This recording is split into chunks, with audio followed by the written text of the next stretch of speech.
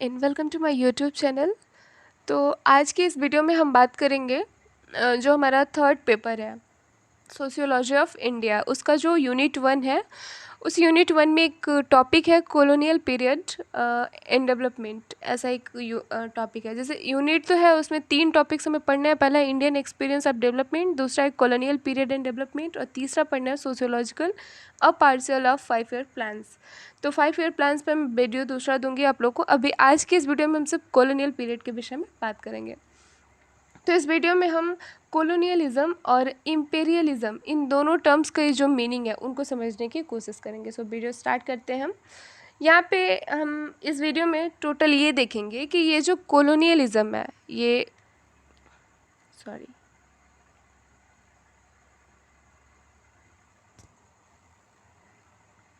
हाँ, ये जो कॉलोनियलिज्म है ये क्या है, और जो इम्पेरियलिज्म की बात हो रही है इसकी ये क्या है, इसके बीच में क्या क्या रिलेट, मतलब ये एक दूसरे से कैसे रिलेटेड है, और इन दोनों के बीच डिफरेंस क्या है। एक दूसरे से रिलेटेड होते भी है, एक दूसरे से डिफरेंट है क्यों, कैसे। तो इन सारे क्वेश्चन को हम इस वीडियो में सॉल्व करेंगे और इसे देखेंगे। तो वीडियो शुरू कर रहे हैं हम देखते हैं कि यहाँ पे बात हम करेंगे periods between late 19th century and 20th century की बात है। तो इसमें क्या है कि जो वर्ल्ड हिस्ट्री थी उसमें 19th सेंचुरी से लेकर के 20th सेंचुरी तक का जो टाइम लेट ऑफ पीरियड था उसको एज ऑफ इम्पेरियलिज्म कहा जाता है। अभी मैंने आप लोगों से कहा कि इम्पेरियलिज्म और कॉलोनियलिज्म दोनों एक दूसरे से रिलेटेड है, लेकिन एक दूसरे से डिफरेंस भी है। तो ये जो 19th सेंचुरी से लेकर 20th सेंचुरी के बीच की जो डिफरेंस है उसे हम एज ऑफ इम्पेरियलिज्म ही क्यों कहते हैं, उसे हम एज ऑफ कॉलोनियलिज्म क्यों नहीं कहते हैं, तो ये भी हम देखेंगे।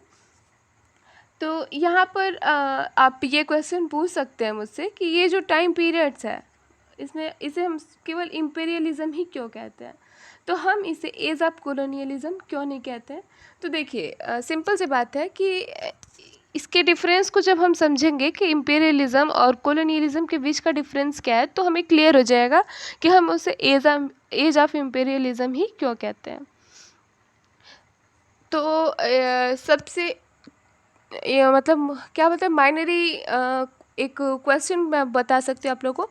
तो यहाँ पे एज ऑफ इम्पेरियलिज्म के साथ साथ आप इसे एज ऑफ कॉलोनियलिज्म भी पढ़ सकते हैं, कह सकते हैं, इसमें कोई गलत नहीं है। इसे मतलब ये गलत नहीं है, आप इसे वो भी कह सकते हैं कॉलोनियलिज्म।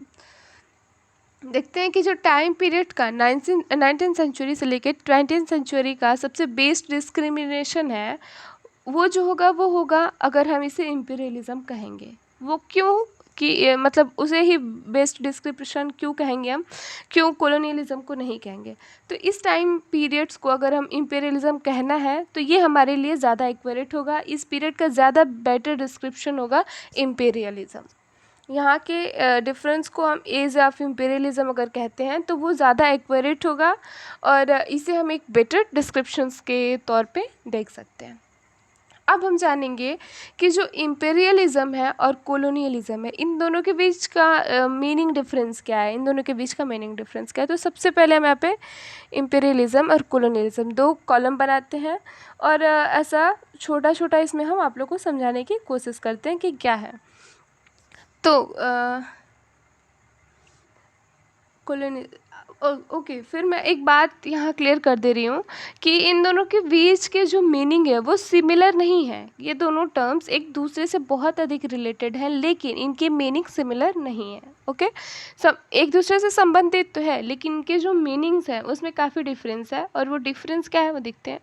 इन तो मतलब वो डिफरेंस ज़्यादा बड़ा भी नहीं है, बहुत स्मॉल, और कह सकते हैं कि एकदम माइनली डिफरेंस है ये, लेकिन डिफरेंस तो है ना।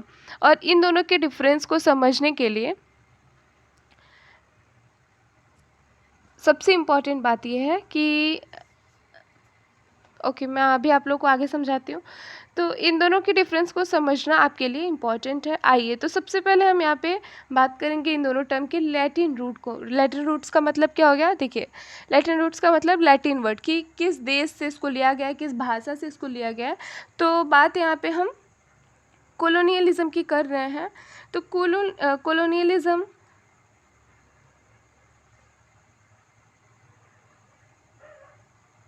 कोलोनियलिज्म जो है उसे हम कोलोनिया से प्राप्त देखते हैं। कोलोनिया से हमने उसको डिराइव किया हुआ है। सबसे पहले आप सभी इसके लैटिन वर्ड्स को समझेंगे। तो कोलोनियलिज्म जो है वो लैटिन कोलोनिया से डिराइव किया गया है। इसका मतलब होता है कि सेटलमेंट इन फॉरेन सॉइल, मतलब किसी नए किसी अनजान जगह पर जाकर सेटल हो जाना। तो यही कॉलोनिया का मीनिंग होता है, मतलब किसी अनजान जगह पे जाके सेटल हो जाना। जैसे कि हम गांव से किसी गांव से शहर में जाके सेटल होते हैं, तो ये अपने प्रदेश की बात होती है, अपने देश की बात होती है। अगर हम यहाँ पे जाके शिफ्ट होते हैं तो कोई इशू नहीं है, ठीक है, क्योंकि हमें पता है कि हमारे देश का कल्चर क्या है, हमारे देश का लैंग्वेज क्या है। वही अगर हम दूसरे देश में जाकर शिफ्ट होते हैं, सेटल होते हैं, तो इसी की बात यहाँ पे कोलोनियलिज्म करती है। Colonialism clear. तो अब हम देखेंगे कि जो कोलोनियलिज्म का मीनिंग है वो किसी ऐसे टेरिटरी में जो कि आपसे बिलोंग नहीं करता है, कोई ऐसे टेरिटरी जो आपसे बिलोंग नहीं करता है, जिस श्रेणी के ऑनर आप नहीं हो, तो यह यहाँ से जुड़ा होता है। मतलब जहाँ के ऑनर आप नहीं हो, आप जाके दूसरे देश में ऐसा रहते हो, सेटल होते हो, तो ये हो गया। ओके, अभी हम इंपीरियलिज्म की बात करें, मतलब यहाँ पे क्लियर हुआ कोलोनियलिज्म क्या है। कोलोनियलिज्म मतलब ये कि किसी भी अनजान जगह पर जाकर के सेटल होना। ओके, इंपीरियलिज्म है, इसका लैटिन वर्ड इम्पीरियस से डिराइव होता है। ये जो है इम्पीरियम से डिराइव होता है, और इसका मतलब क्या होता है कि कमांड, ऑर्डर और अथॉरिटी। ये तीन चीज़ को ये इंडिकेट करता है, कमांड, ऑर्डर और अथॉरिटी। तो इंपीरियलिज्म एक कंट्री से जुड़ा हुआ है, और इंपीरियलिज्म मतलब एक कंट्री के पावर को ये डिनोट कर रहा है, और ये एक कंट्री के पावर और अथॉरिटी से जुड़ा हुआ होता है। मतलब कि ये जो कमांड, ऑर्डर और जो अथॉरिटी है, ये किसी भी कंट्री के पावर को डिनोट कर रही है, और उस कंट्री के पावर और अथॉरिटी से जुड़ी हुई है।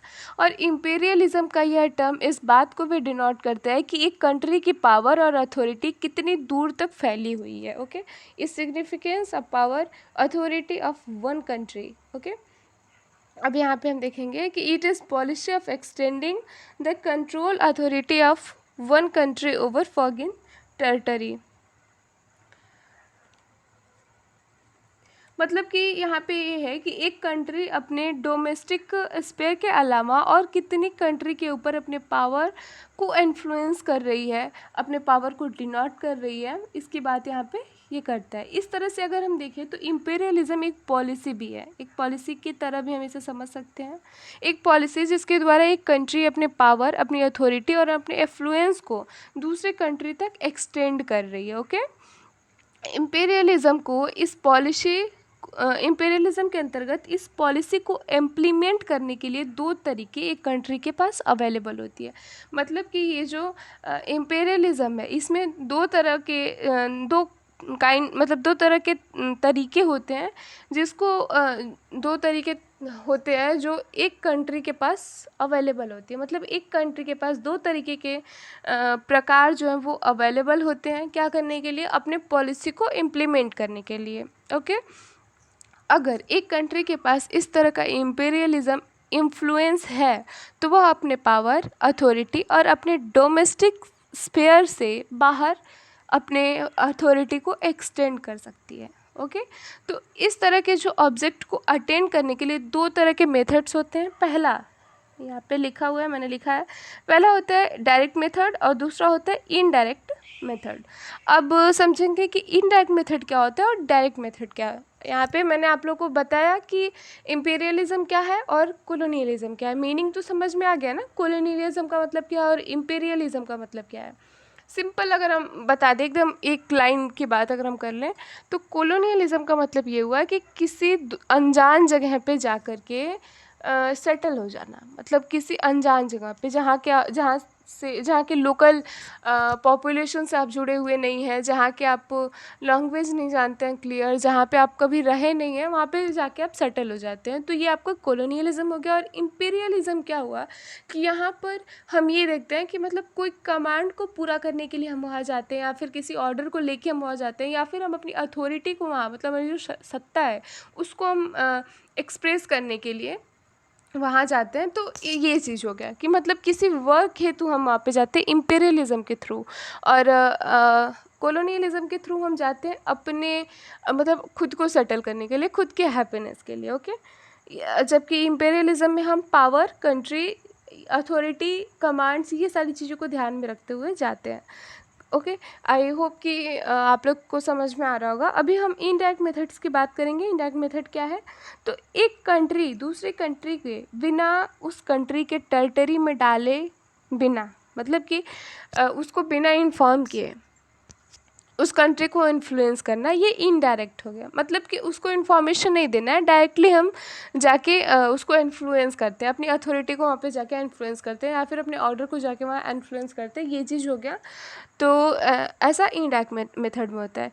डायरेक्ट मेथड में क्या होता है कि यहाँ पे ये होता है कि इसमें एक पावरफुल कंट्री जो होती है, डायरेक्ट मेथड में यहाँ पे एक पावरफुल कंट्री होती है जो वीक कंट्री को कैप्चर करती है, फिर वहाँ पर अपने सेटलमेंट को इस्टेब्लिश करती है। इसके बाद उस कंट्री के पॉलिटिकल और इकोनॉमिक सिस्टम को अपने कंट्रोल में लेती है, और इस तरह उस वीक कंट्री के ऊपर जो इम्पीरियल पावर है उसको वो इन्फ्लुएंस करती है। मतलब कि यहाँ पे प्रॉपर उसको बताया जा रहा है कि आपके वहाँ मतलब आपका कंट्री वीक है, मैं आपके कंट्री को ये चीज़ें मतलब इकोनॉमिकली मैं आप लोग को सपोर्ट कर सकता हूँ, ऐसा उनको पहले से प्रॉपर बता दिया जाता है, उनको आइडियाज़ रहता है। जबकि इनडायरेक्ट मेथड में हम बिना उसके टेरिटरी में अपने सजेशन डाले, बिना अपने रिक्वेस्ट डाले, हम डायरेक्टली जाके उस पर अपने अथॉरिटी को इन्फ्लुएंस कर देते हैं। ओके, तो यहाँ पर आप देख सकते हैं कि जो डायरेक्ट मेथड है वो इम्पेरियलिज्म को यहाँ पे जो मतलब इम्पीरियलिज्म को क्या कर रहा है, वो इम्प्लीमेंट करने के लिए डायरेक्ट मेथड के अंतर्गत जो इम्पीरियल पावर है, जो इम्पीरियल पावर की बात हो रही है, वो किसी फॉरेन कंट्री को टेरिटर कर रहा है, हाँ, और वहाँ पर सेटलमेंट को इस्टेब्लिश किया जा रहा है। तो यही बात ना यहाँ पे यही बात सेम कॉलोनियलिज्म में कही जाती है, और यही बात इम्पीरियलिज्म के इनडायरेक्ट मेथड में कही जाती है। तो यहाँ पे उनकी मतलब उनके संबंध को देखने का नज़रिया हमें यहाँ पे मिलता है कि यहाँ पे वो दोनों एक दूसरे से संबंधित हैं। तो यहाँ हम देख सकते हैं कि जो इम्पीरियलिज्म है, अगर एक पॉलिसी को डिनोट करता है, सिंपली भाषा में मैं आप लोग को बता रही हूँ कि अगर इम्पीरियलिज्म किसी पॉलिसी को डिनोट कर रहा है जिसके द्वारा एक पावरफुल कंट्री अपने पावर को, अपनी अथॉरिटी को और अपने टर्मिनस को दूसरे कंट्री पर एक्सटेंड करने की कोशिश करती है, तो कॉलोनियलिज्म इस पॉलिसी का प्रैक्टिकल एप्लीकेशन है। मतलब कि अगर इम्पेरियलिज्म जो है वो पॉलिसी को डिनोट कर रही है, तो कॉलोनियलिज्म उस पॉलिसी का प्रैक्टिकल एप्लीकेशन है। ओके, अब यहाँ हम देख लेते हैं,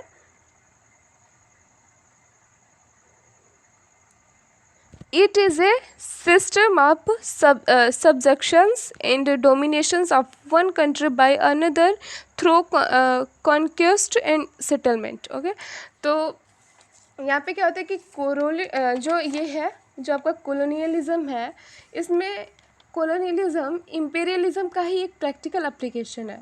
क्लियर हुआ ये? कॉलोनियलिज्म वह माध्यम है। यहाँ पे colonialism does not simply mean living in foreign territory, it is simple living of dominating the local population. ये क्या है? ये वो माध्यम है, वह तरीका है जिसके द्वारा एक कंट्री अपने पावर और अपने टर्मिनस को all over the world extend करने के अपने ऑब्जेक्टिव को अचीव करती है। ओके, आई होप क्लियर हो रहा हो। इसे हम कॉलोनियलिज्म कहते हैं। मतलब कि जो कॉलोनियलिज्म है वो एक ऐसा तरीका है, ऐसा माध्यम है जिसके द्वारा एक कंट्री अपने पावर को, अपने टर्मिनस को all over the world extend करने के लिए जो उसके ऑब्जेक्ट्स हैं उसको वो अचीव कर रही है। इसे हम कॉलोनियलिज्म कहेंगे। यहाँ पर एक और बात हमें समझना है, अगर आप किसी फॉरेन कंट्री में जाकर सिंपली सेटल हो जाते हैं तो यह हमें कॉलोनियलिज्म नहीं कहेंगे, इसे हम कॉलोनियलिज्म नहीं कहेंगे। मान लीजिए कि अगर सपोज़ की बात हम लोग कर रहे हैं कि अगर इंडियन गवर्नमेंट किसी ग्रुप ऑफ साइंटिस्ट को अंटार्कटिका भेज रही है और यह ग्रुप ऑफ साइंटिस्ट वहाँ जाकर सेटल हो जाते हैं, तो क्या आप इसे कॉलोनियलिज्म कहेंगे? मैं आप लोगों से क्वेश्चन कर रही हूँ कि ऐसा अगर कुछ होता है तो क्या आप उसे कॉलोनियलिज्म कहेंगे?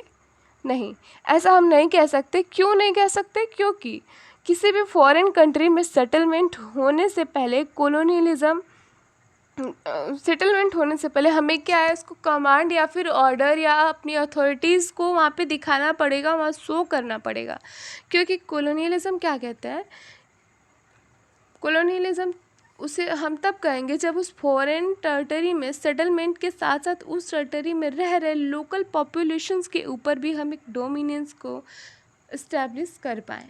अगर ऐसा हो पाता है कि वहाँ का जो लोकल पॉपुलेशन है वहाँ पे हम अपने डोमिनेंट स्फेयर को भी ले जाके इस्टेब्लिश्ड करें, तो वो जाके कहीं ये कहलाएगा। मतलब कि किसी कंट्री में जाकर केवल सेटल होना ही नहीं, बल्कि जो हमारा एम होगा वो होगा कि वहाँ के लोकल पॉपुलेशंस के ऊपर वहाँ की पॉलिटिकल व इकोनॉमिक डोमिनेशंस को इस्टेब्लिश करना। ओके, तो ये होगा कॉलोनियलिज्म के बीच का डिफरेंस और इनके बीच का रिलेशन मैंने आप लोग को इस वीडियो में दे दिया है। प्लीज़ आप लोग वीडियो लाइक कीजिए, शेयर कीजिए, सब्सक्राइब कीजिए, बेल आइकन को दबाना मत भूलिए। यूनिट 1 का कॉलोनियल पीरियड मैंने बता दिया आप लोग को। अब मैं आप लोग को sociological parcel of 5 year plans बताऊँगी, जो पंचवर्षीय योजना थी, उस पर वीडियो मैं आप लोग को दूँगी। So thank you so much guys मेरी वीडियोज़ देखने के लिए। Thank you so much.